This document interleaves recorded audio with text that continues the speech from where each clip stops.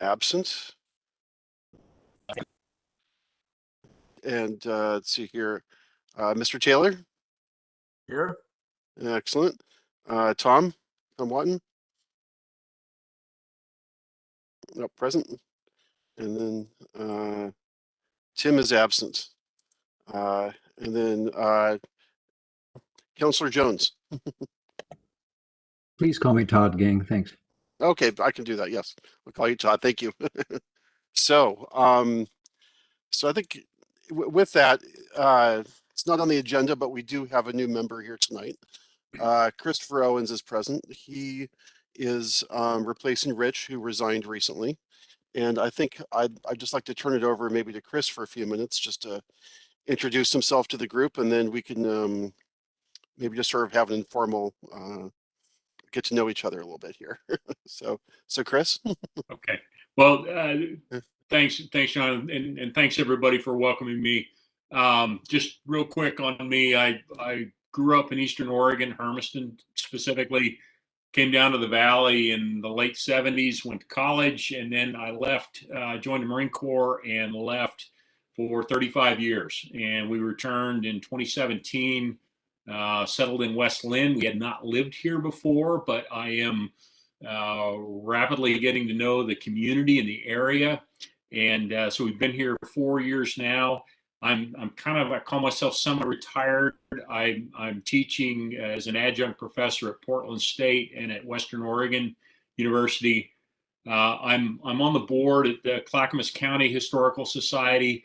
I love history. I teach political science, but it's very history based.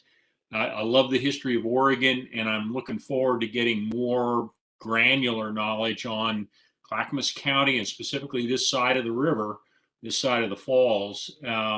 So I'm hoping I'll be able to contribute, but I'm also looking forward to learning too. So thanks very much. Oh, and I go by Chris. Great. Thank you. Todd. Thanks. Chris, do I recall correctly that you are on or were on the Parks Board? I am, yeah. So I've been on the Parks Board for, well, I started at the beginning of the year, and I have to admit, I enjoy that. I have a stake in it. I have city parks on 3 sides of me where I live, so I have a stake in that. But when I saw the announcement for Historical Review Board, and then I saw it again, and then I saw it a third time, I thought, well, they're looking for someone who's interested. So I said, okay, full disclosure, I'm already on a now community advisory board. But if they'll let me sit on 2, I'm happy to do it. So, yes. Yeah, well, John, if you don't mind me saying, when Mr. Owens' appointment came before us, I spied on him. I called a couple friends on the Parks Board and said, tell me about this dude. And they waxed eloquently about you, Chris. So happy to have you with us, especially since I teach government. You're already in my good graces. So. Yeah. Happy to have you with us, Chris. Thank you. Thank you very much. Okay, excellent. Well, thank you. Let's see here. I think moving on to the next item here, these are public comments for items not in the agenda. I don't think we have anyone else present here tonight, so I think we can move on from that. So I think the next item is approval of the draft meeting notes for July 20th, 2021. So I'm just curious, has everyone had a chance to review these, or any questions? I didn't have any questions. Okay.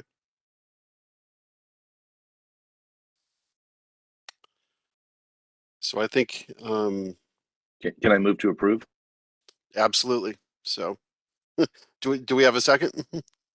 A second. There we go. Okay. So I'll call the ayes. Okay. Anybody opposed? Okay, I think they're adopted. So great. So okay. So moving on from there, So the next item, go ahead. So yeah, the next item of business is our ongoing work to update several chapters of the Community Development Code. I think Chris, just for some background for you, the HRB has been working on a series of amendments to the Community Development Code, and specifically the definitions chapter, as well as chapter 25 and chapter 58. And so these relate to historic resources within the city in terms of during development, and then also along Willamette Falls Drive in the Main Street area, the sort of downtown area there in the Willamette neighborhood. And so it's an integrated package. I think it's mostly meant to bring the standards into a more clear and objective manner, just to help clarify the standards and help people understand what's expected of them when they want to alter, remodel, restore their property, add on to or whatnot. I think also it's just an opportunity to just to fix a couple of minor ongoing problems as well. So. So I think we've had a series of conversations about this going back about a year or so, sort of off and on.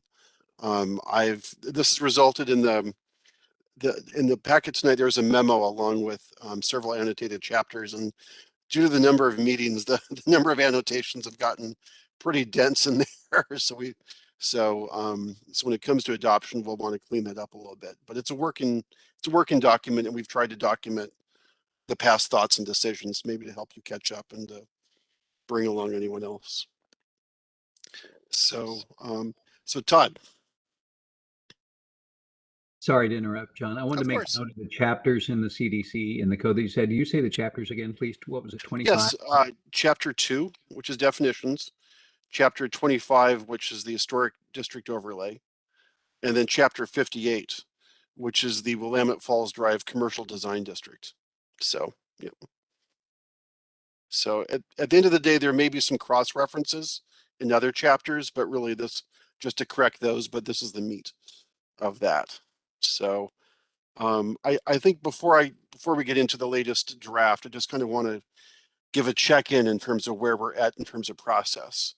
So I think once the HRB is ready to sort of release this into the wild and take it to the next step, I think the next action item would be to have a meeting would be to present this to the Planning Commission in a workshop setting so that they can understand where this is at. And then I would even recommend perhaps a joint meeting or between the HRB and the Planning Commission, or perhaps maybe a representative group of the HRB attend the meeting to perhaps talk about some of the amendments, and in case the Planning Commission has questions, you know, they can hear directly from the board about some of the discussions that occurred here. We aren't quite at that point yet, but I just wanted to mention that. I think once that would happen, there would potentially be another round of refinement based upon the conversation with the Planning Commission. And then from that point on, it would be prettied up and then released out for public noticing for the public to comment, for other agencies, things like that. And then it would move on to the Planning Commission and City Council for formal consideration and people would have full opportunity to comment in writing or in person. So I think we were thinking this is something that the public hearings would probably happen in the spring. There are a number of other development code packages passing through the Planning Commission and Council, so they're going to be really busy next year with a number of things on the agenda. So this is going to have to fit into in between things like House Bill 2001, which is going to affect the range of housing types allowed in the residential zoning districts. We have some mandatory updates to the FEMA floodplain regulations as well that DLCD is mandated that we adopt, and that also the staff has started work on a larger overhaul of, actually overall, a larger audit of the development code, trying to identify places where the regulations are not clear and objective. And so the idea is that we've hired a consulting firm to help identify those parts of the development code that are not clear and objective, and that they're rather discretionary, and they lack clarity for residential development. And so once we have the audit of areas which are potentially out of compliance with state requirements for residential development, we're going to present that to the Planning Commission and Council for for consideration and possible action. So just as some backup on that, the state statutes require that regulations applicable to residential development must be clear and objective, and that they have to be like a binary question, like a yes, no, or a metric standard. And so, anyways, I'm somewhat deviating beyond the sort of background statement, but I just want to give you a heads up in terms of some of the broader context right now. So, and then I'll provide a little bit a related update at the end of the meeting. But in any case, that's the context of the hearings for this. So I think with that background statement, I think we should just maybe move into the latest draft. Did you want me to go through item by item? Do we want to sort of go by chapter and see where people have comments? Is there a preference on how we go through this? I can just give the highlights if that works for everyone. We've been talking about this a lot. I'd love to hear your feedback on this. So I think Todd, I think you had some thoughts there. I'm sorry, Tom. Sorry. Yeah. I was just going to say, I think that's probably your best bet. Just try to move through as as quickly as possible. Yeah, as quickly as possible. But hit them and maybe discuss if there's some side notes why those comments or why those revisions came up in conversation. It's unfortunate. Sure. Again, just like last month, I really wish that oh shoot, I'm going to our chair, Danny Schreiber. I wish he was here, because he's got the passion and more of the history of why it's important on some of these. Some of these are very obvious, and other ones I can help walk through the ones that people are asking why they came up and nobody has a direct answer. Because I have been involved in a majority of them, but he's been the one that's been spearheading most of this. So correct. And yeah, he did provide some preliminary thoughts on chapter 58, which I'll provide once we get there. So okay, Scott, did you want to say something? No, it's fine. Okay, excellent. Okay, well, I think just starting on chapter 2, we'll just kind of give the highlights here. So since last time there were I made 5 updates to the definitions, and these were related to previous conversations with the board. And I think, as described in the memo, the terms were demolition by neglect, exterior, scale, primary and secondary facades, and western false front. Specifically, under the term demolition by neglect, which is where a property owner just does not perform required maintenance to help facilitate the process, the building to sort of fall over. And so the definition was expanded to include improper construction activities under demolition by neglect. And so I think this would be like a scenario where if walls are being removed, shoring is not placed or something like that. So the idea being sometimes demolition by neglect is a way for people to try and make an end run around preservation requirements, or like, oops, it fell over. So I think this definition was expanded to address improper construction activities. Can I jump in, Go ahead. John? Yes. as a side thing, we did raise it a few times about what can we do about giving the code some teeth regarding when people do that. And I'm not sure if you're talking with the city attorney about this, or if there's been any research into talking with the State Historic Preservation Society. Yes. Or- I will follow up with you on that at the next meeting.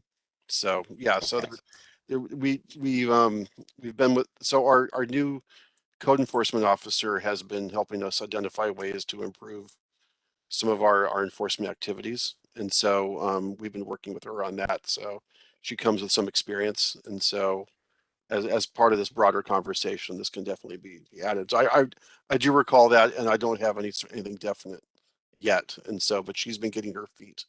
And so, but I Okay. will speak with that on that. By the way, I should mention there was some, for those of you who may have known him, Tim Ramus, the city attorney, unexpectedly passed away last week. So Oh my gosh. I don't know if any of you knew him or worked with him, but it sort of came as a bit of a shock to everyone. So we're currently other members of his office are stepping in and taking on the responsibility of the city, but it's been a bit of a blow here at the city. So I thought I just want to pass that on. So speaking of, so sorry to convey bad news this way, but yeah. So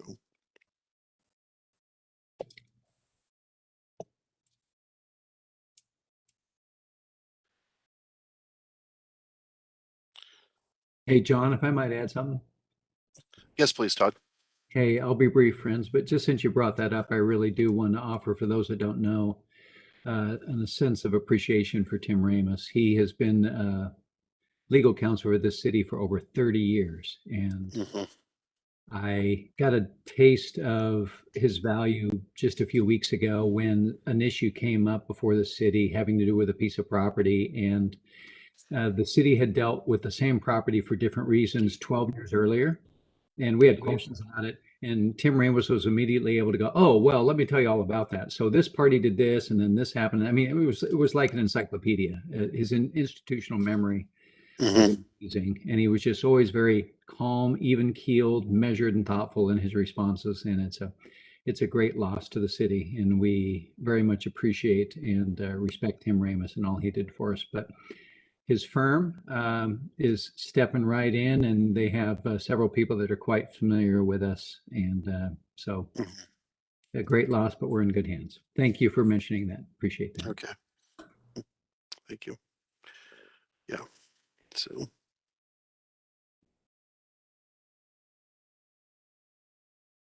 Okay. So I've noted that comment, Scott. So I will definitely I'll definitely provide a follow up at the next meeting. I do recall those conversations. So I think the other getting back to the definitions here, the other changes were fairly minor clarifications. So I think the word exterior in relation to exterior of the structure was related to specified architectural elements. Scale was revised to include the relationship of a building to a person and not just to another building. So, and then we reformatted some of the language to cluster like words together, like primary and secondary facades as well. So I think, so I think with that, the definitions are largely the same as in previous drafts, just with those clarifications. So let's see if I can maybe share my screen so we can go over this easier, since not everyone may have printed these out. So let's see here.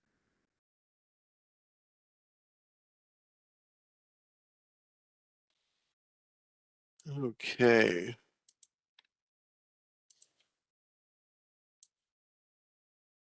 Here we go.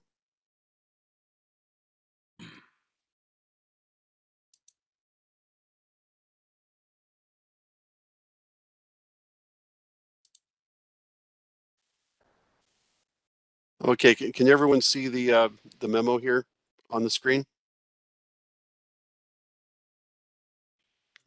Okay. So, try and make this bigger so we can see the words there. That helps. Okay, there we go. So if it's not big enough, let me know. It's good. I'm not sure what everyone else's what size computers you're all working on. So okay, so I think here were the definitions here that I was just talking about. On that, and unless anyone has any questions or wants to talk about these in detail, I'm happy to do so. But we'll move on to the to chapter 25. Now, this is the chapter that regulates both individual structures that have been designated for their individual value, as well as development within the Willamette Historic District as well, from a district perspective, and both of those are within this chapter. So I think in terms of changes to this chapter, they're pretty minimal from last time. So I'm just going to skip to those sections unless people want to raise something.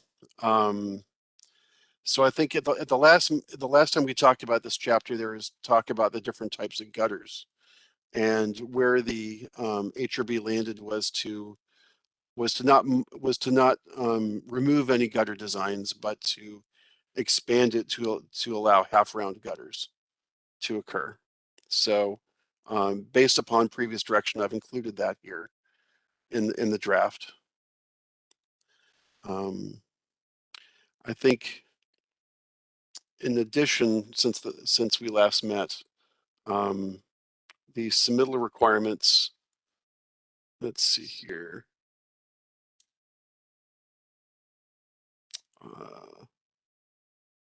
My apologies here. Goodness.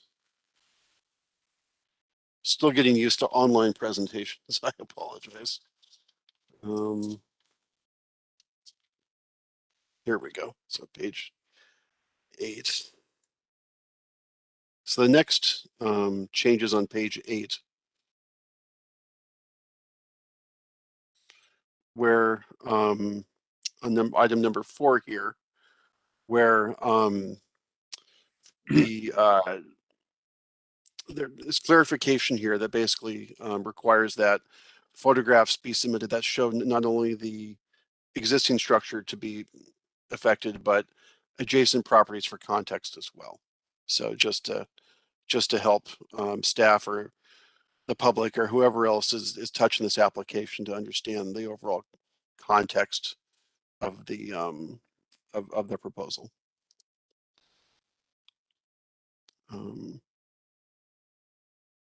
Yeah, yes, Scott.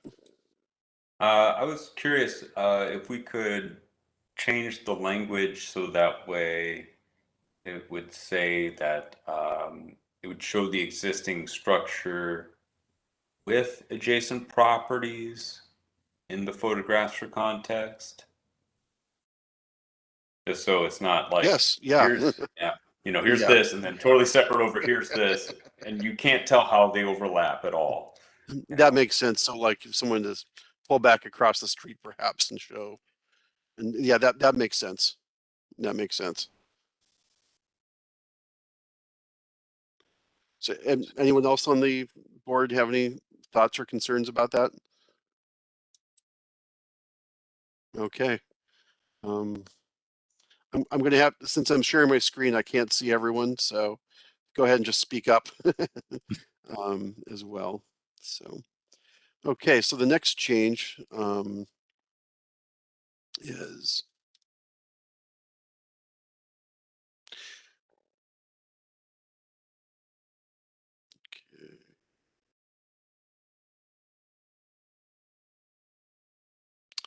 okay. So I think here under A1, let's see here.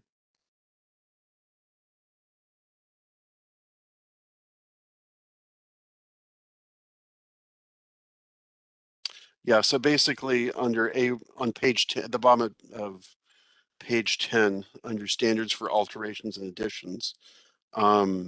So there was language added here.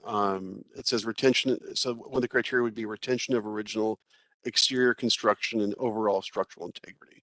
So I think the idea here was to not compromise the structural integrity as a result of construction. So as I recall, this was, I believe Rich may have actually proposed this, so this change.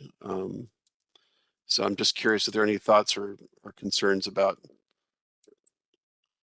this change here.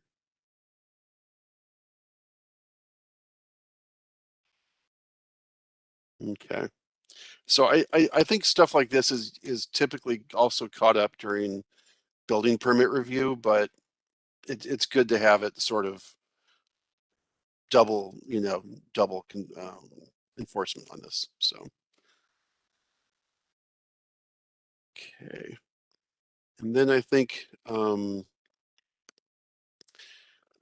next item is number 5, in which there was, I know there's been a fair amount of discussion about this in terms of differentiation of old versus new. And so I've added language here in which I hope captured previous discussions here, in that staff's recommendation on this is that new construction should be differentiated, but it should be done in a way that's in accordance with the Secretary of Interior standards for new exterior additions to historic buildings. The idea is to make it compatible, but to not create a false sense of history, so that people know what was the actual historic structure versus what was what's a later addition. And so and the Secretary of Interior standards, I mean, recognize that buildings grow and change over time. They have to adapt, otherwise they become they become more of a burden in some cases. So in order to maintain their usefulness in life, the standards are guidance in terms of how buildings can change over time without losing their integrity. So, And just I'm kind of just a stupid question here, but the standards, of course, the Secretary of Interior standards, is that something that's readily available to people? correct. And so this is a federal document, and so this is the U.S. Secretary of the Interior, and so this is a common. These documents are free. They're periodically updated by the federal government, and so they're widely known and used amongst the preservation community. So the idea here would be just to reference those because they're sort of an ongoing living document. So, and then I can send you excerpts of this relating to this specific standard if you like. It was in a previous packet, I think maybe 2 meetings ago or 1 meeting ago. So that's something just to give you an idea of what that looks like. So It might not be a bad idea, yeah, just to have for background material, sure. of course, yeah.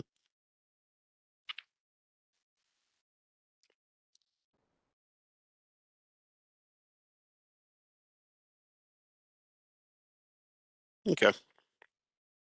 I can even send you a link to all the standards, so that way you could peruse them as you like. Okay. So I think moving on here. So the next item was talking about scale, and that is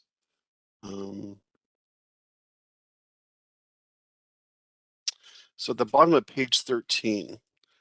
So in section 25.070, these are development standards applicable to historic districts.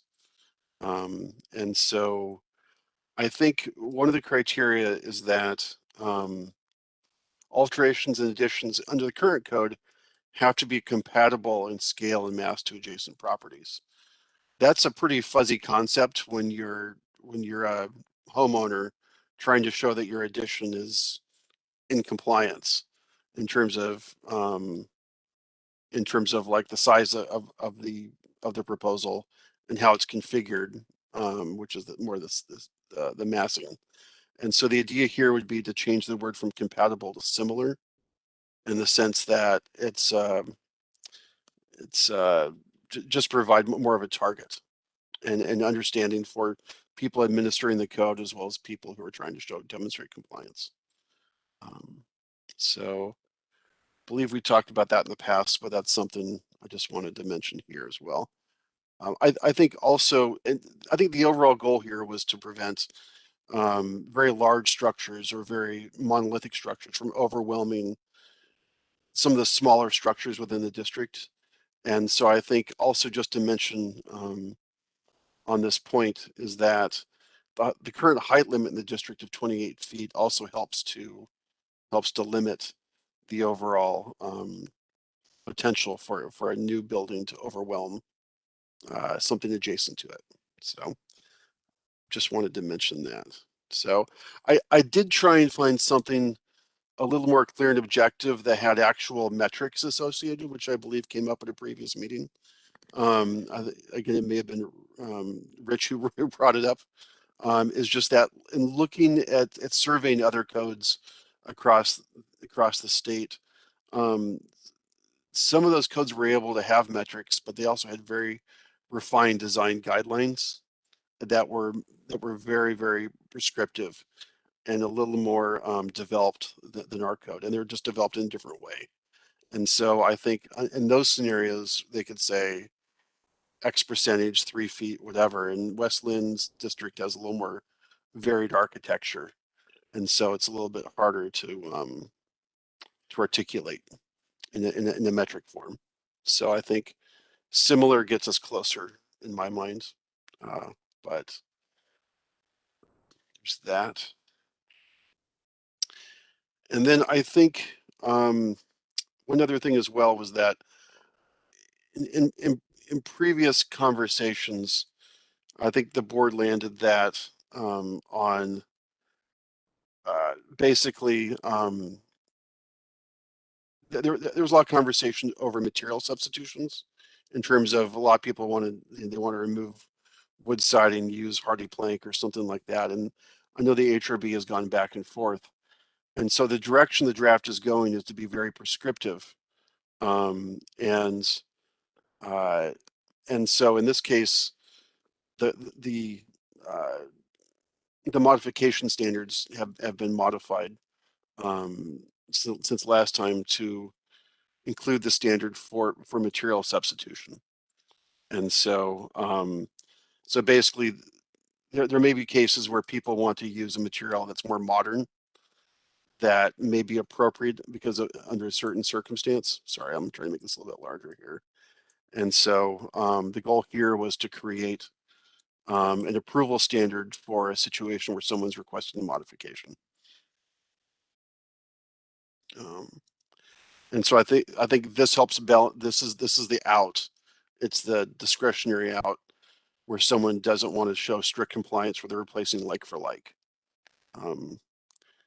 And it kind of does that by the applicant would have to show how the new material still conveys the form, design, scale, detailing, and overall appearance of the historic material, and that its application does not damage, destroy, or obscure historic features.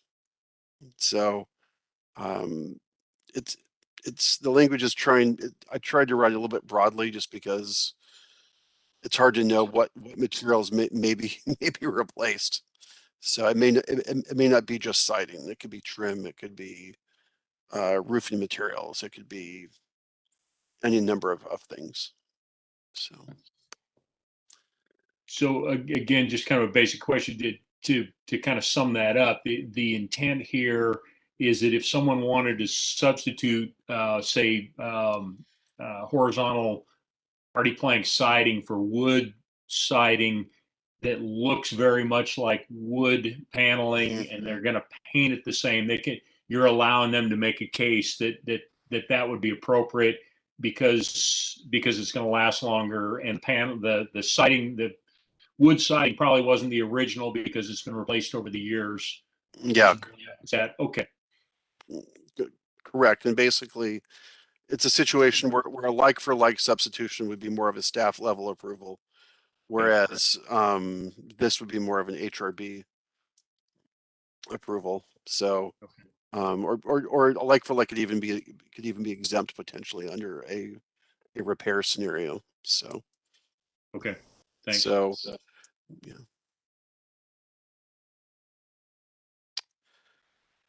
Okay, these are the latest updates to this draft.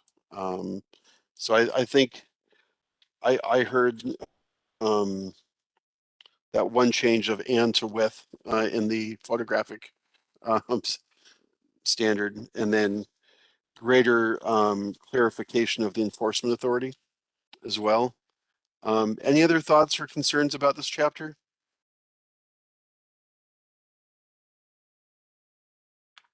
Okay, Can I mention of something? course.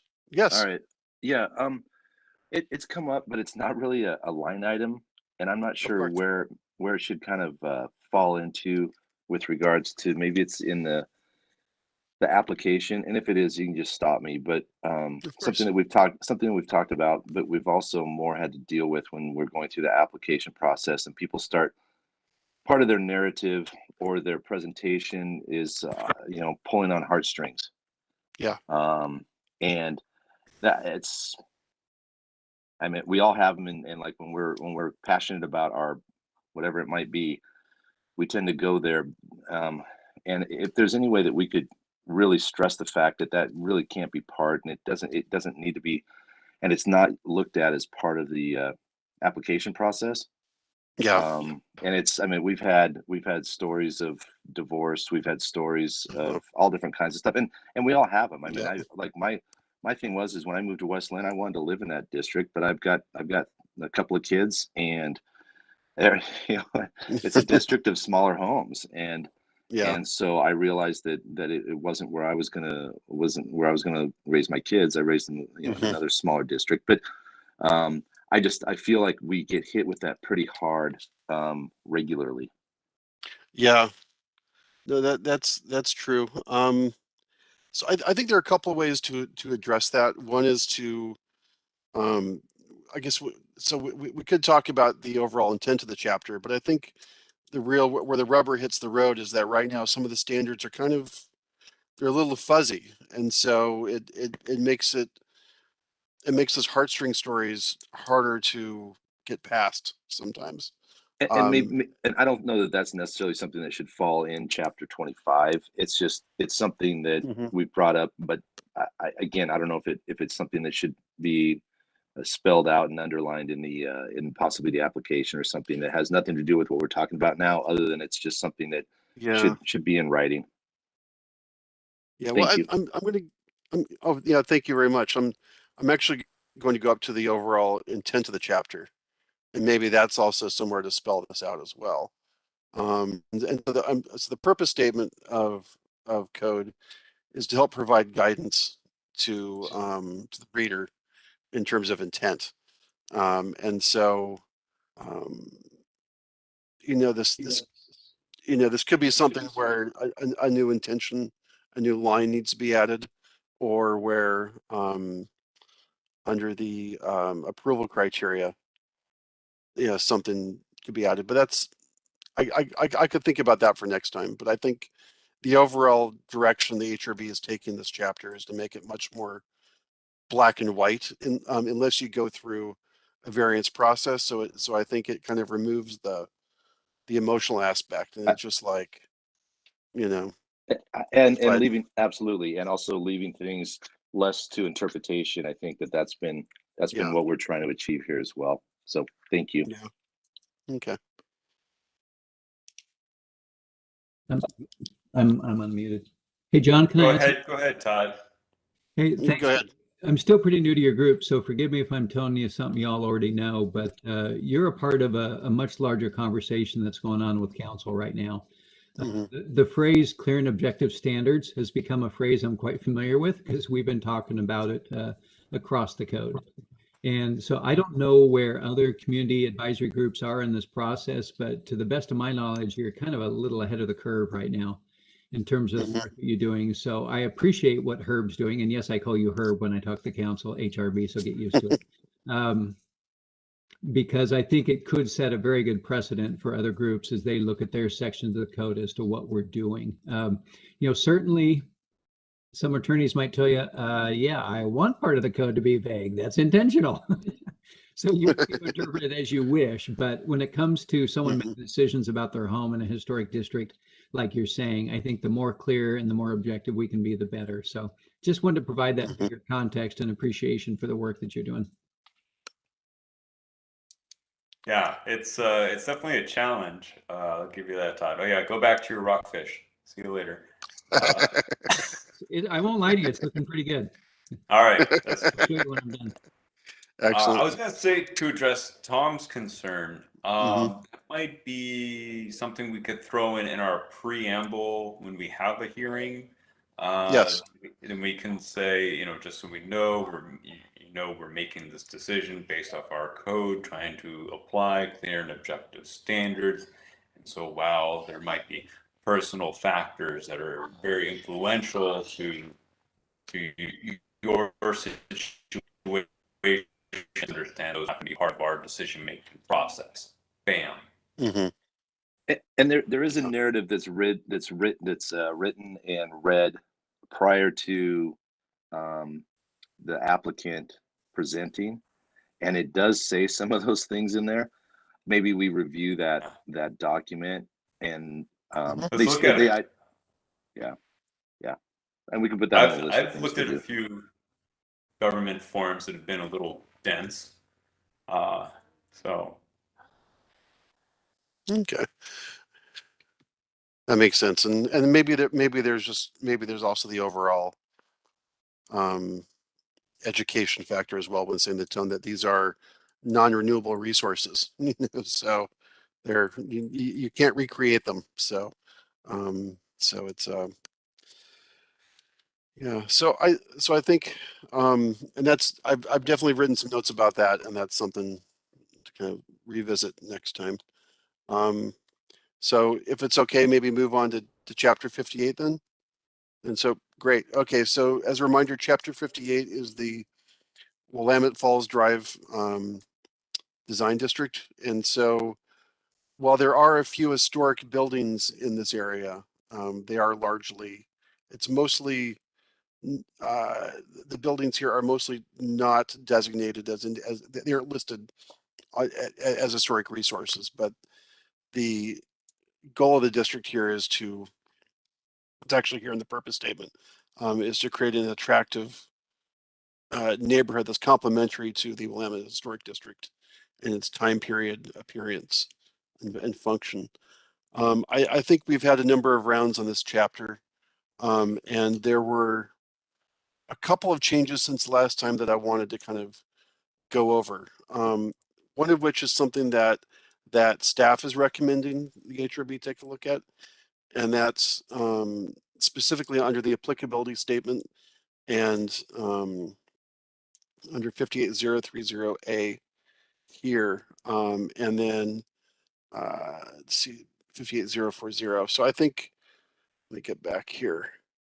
So I think under this section right here, so the one odd thing about this chapter is that ordinary repair has to go through a review process in the Willamette Design District, whereas across the city, and also including in historic buildings, ordinary maintenance and repair is exempted from review. And recently we had to tell a property owner within the Willamette Falls design district that yes, their roof is leaking, but yes, they had to apply for a permit from us, for design review before they could patch the leak.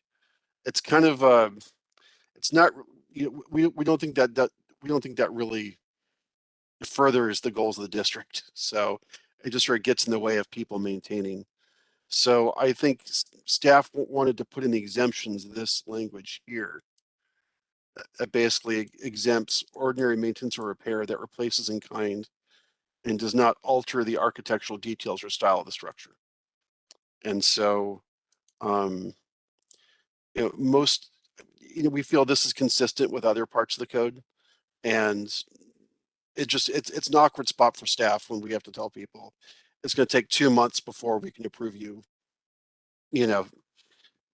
fixing a window or what have you. And I think a lot of times people probably just don't even bother to apply or ask.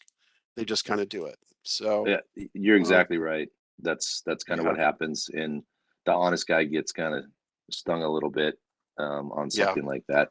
When Icon put in a door from a window at Lark's, it seemed pretty insignificant, but that is part of the process. It's a streetscape change, and something like that I think makes sense, however insignificant to the building. But I agree, general maintenance, those kind of things, we shouldn't be holding those up, as long as they aren't, like you said, changing facade. Yeah. And so I think one thing here too is also technically all exemptions must be approved by the planning director. And this is pretty much easy. Like someone can oftentimes people will drop us an email letting us know what they're doing, and we'll just confirm. It's not a really formal process, but technically it's a way for us to give a quick response. But yeah, as you pointed out, we don't want to hurt the honest people. So Well, and having yeah. a small paper trail is not a bad idea as well. Yeah. So I think this was the change there. And then the other change is in canopy depth requirements under page 6, item 11. So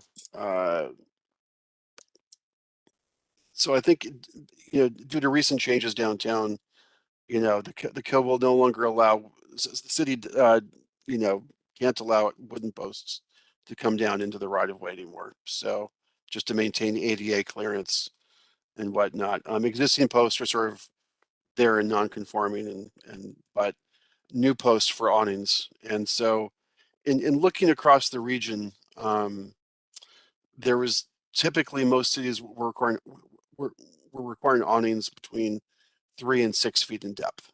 And that's rough. I didn't go around along Willamette Falls Drive and measure each one, but that's roughly in scale to some of the awnings we currently have out there. So given that, I was just suggesting a minimum depth of 3 feet for new awnings. I'm just curious what the HRB feels about that in terms of adequateness. It doesn't specify a maximum.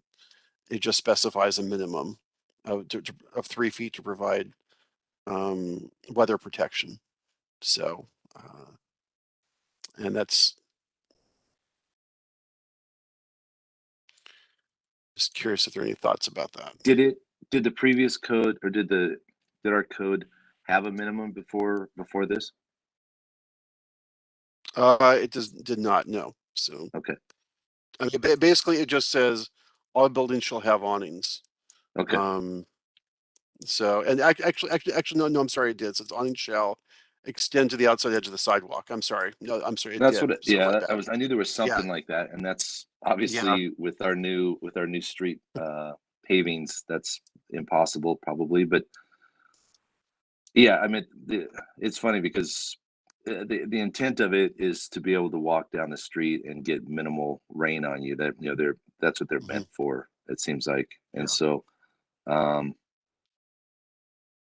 streetscape. Yeah, they're going to have to be cantilevered out. So I don't think I don't think we're going to see some rather large ones. But quick question: is 3 feet enough though? That puts you awful close to the building if you're trying to stay out of the rain. It does. So it's just a minimum. It's more so for people to maybe cluster at the door or as they're entering and exiting as a transition area. Or very shallow tables. This could be expanded and made larger, but and again, this is just a minimum. People could go Yeah. further out if they wanted to. I would think 5 feet would be a more reasonable amount. I realize it'd be more expensive, but Mhm. 3 feet seems like you're piled up against the side of the building trying to stay out of the rain.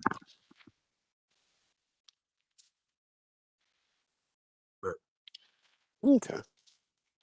Yeah, I mean, I see the 3-foot ones as being more cosmetic than function, Yeah. or giving a little bit of internal shade relief, you know, like yeah,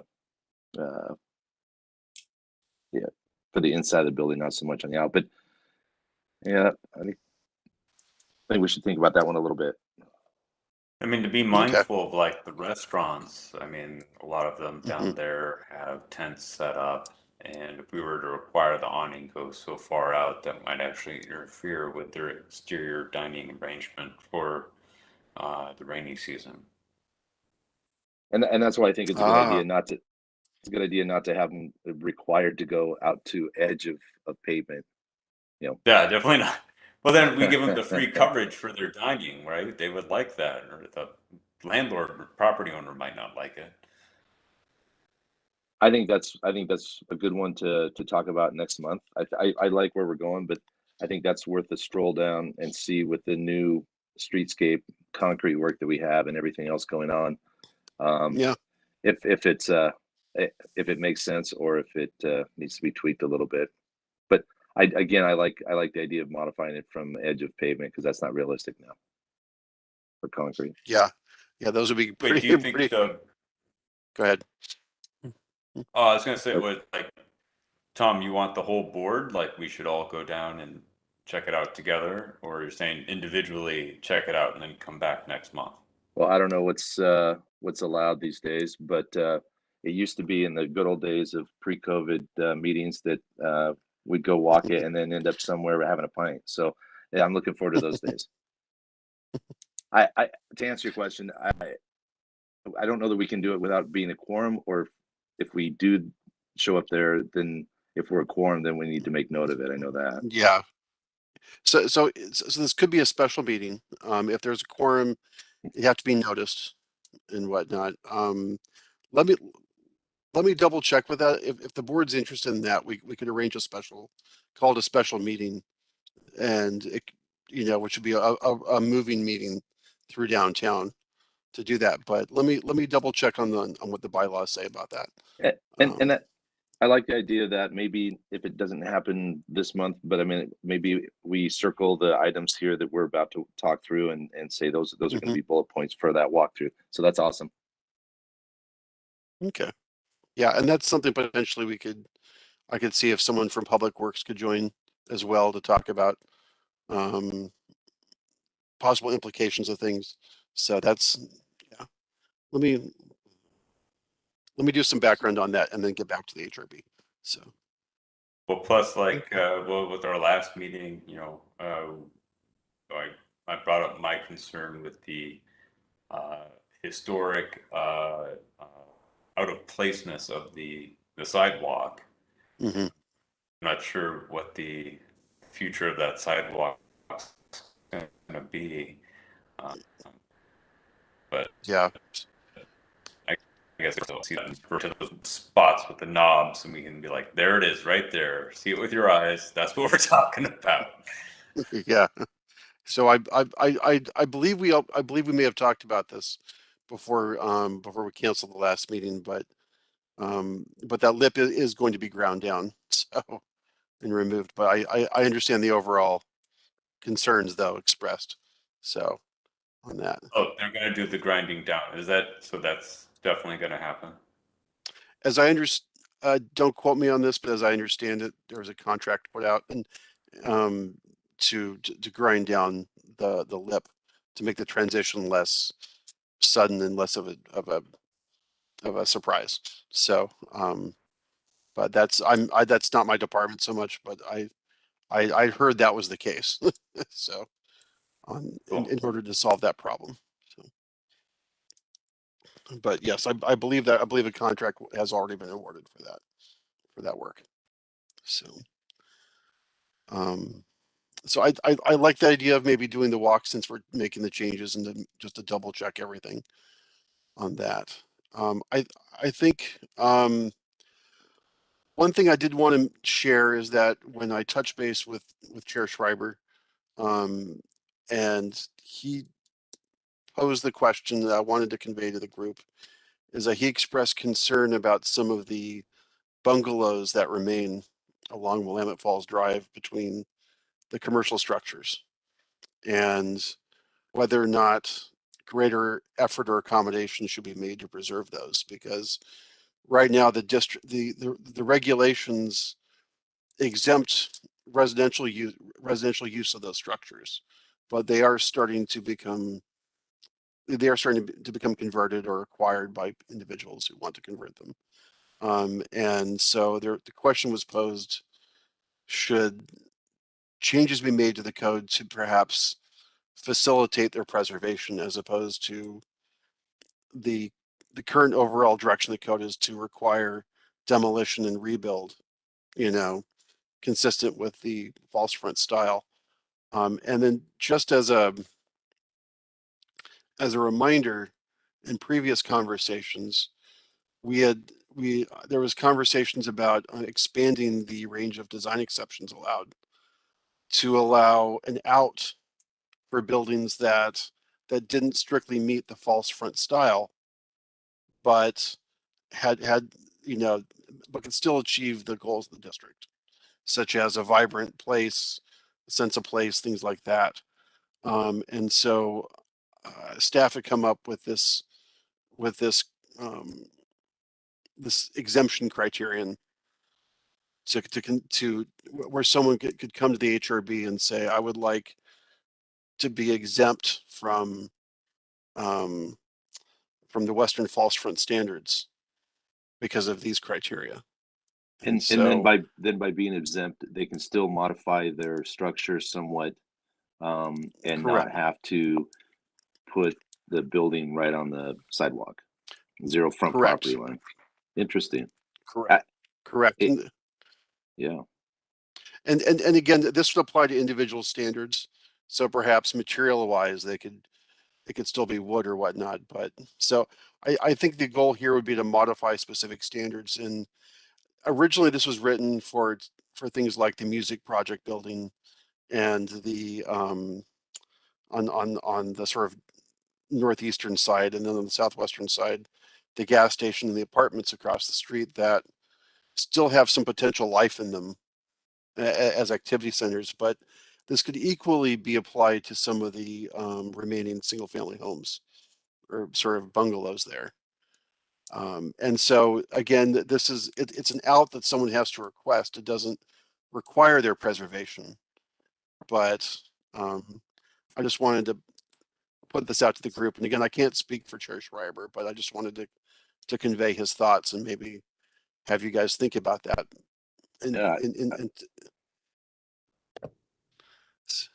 Hey, gentlemen, because I'm gonna hug out for dinner. Thank you very much. Appreciate the tea up there, John. You guys have a lovely evening. Yeah. Thank you, Todd. Enjoy the meal. So I think, and just also context, I've been doing some research on this chapter as well. It was originally adopted back in the early 90s. And I think the overall intent was to create this sort of early 20th century urban activity center to complement the historic district. And many of the empty lots or the underdeveloped lots have been now developed. It's a quite vibrant place. The question is it time to change direction? How has that fared? Is it time maybe to revisit that? And I think Chair Schreiber I think his concern lies with his bungalows, but I'm curious about where the rest of the HRB stands on that. So it was interesting. I was involved. There's a vacant lot that's between the cider house and the bungalows you're talking about, and we went through and approved a massive building there, because that's kind of what, as a code, it's kind of required to be right up on the street. Yeah. You can build pretty much the whole lot. And so it was interesting because they had proposed to push the building back 20 feet so that they could have some outdoor frontage area that would be a little softer, because the bungalows are set back, let's just say 20 feet. Oh, yeah. And Okay. but that took us completely out of what our street code is. So if you're walking along and you leave the cider house, and the next building that's there, there's not an awning for you to walk under, we'll say. We ended Yeah. up giving them I don't know, it was a pretty significant variance to soften it, but at the same time, the argument was, well, eventually that those bungalows are going to get knocked down, just because price is going to put them at a point where it's just going to make Yeah. sense for them to have 5,500 square feet of commercial space in there, instead of a 2,200 square foot bungalow. And then now we've allowed this building to be set back 10 feet, and now what happens to that next one and the next one over? And by the way, Icon just bought that 4-lot where all the fir trees are, so there's not going to be anything there for 3 years probably, but there Yeah. will be something significant on those 4 lots, because they're tied to a back street. Anyway, so I like the idea of letting them continue to allow to, if they need to modify their bungalows, they can.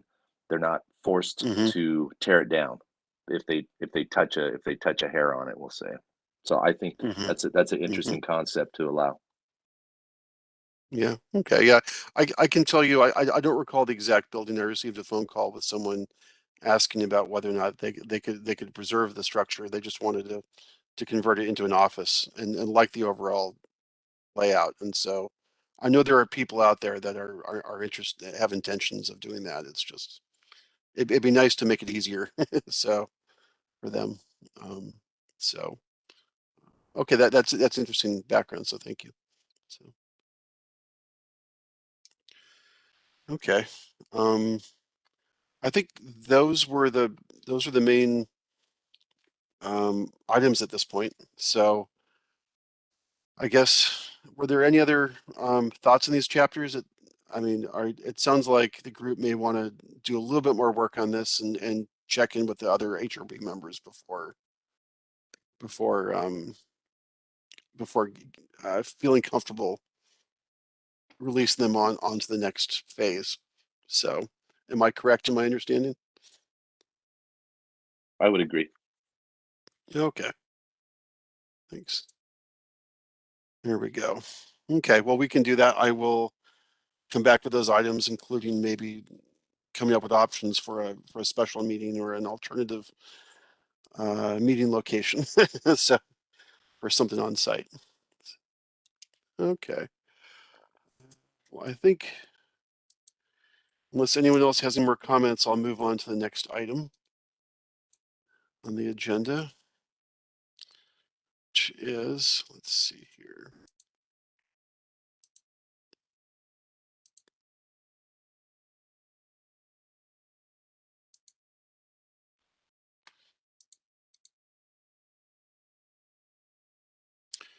I apologize. I'm working from home today and I forgot to print out the agenda myself. So I'm having to.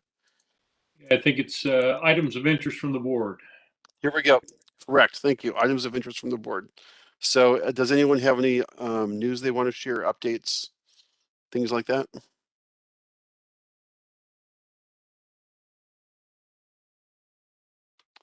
Any Okay. updates on Historic City Hall? Nothing just yet. So I can provide updates on that next time. And so Great, because I weren't they supposed to make a last decision time, this month? I'm sorry. Weren't they supposed to make a decision this month, October? I believe they were, and so the board had the committee had asked for additional information, and so before making a final decision, I will follow up on that. So, Hey, John, is there a certain group, one of the other historic groups that's, I've noticed on Sundays, there's people out that are actually starting to improve the front facade, the plantings, cleaning up the building itself. which hasn't happened in some time. I was just wondering if there's a group that's taken that on. It could be like Bolton Community Group or anything. I was just curious if you knew anything. That I could not tell you. That's a good question for I will follow up with you on that. So last I had not seen that when I drove by. So but yeah, let me follow up on that. Yeah, So, there It actually just- has been a group, but I don't remember what their name was now. I got pictures when it was happening. Oh, but I don't know where it's at in my text messages. okay. Well, I will prioritize that and then send an update out by email to the group in terms of that. It's just more I for me. For me, it's just curious, but also if we're all starting to work together, bring them into the circle if needed. absolutely, yeah. So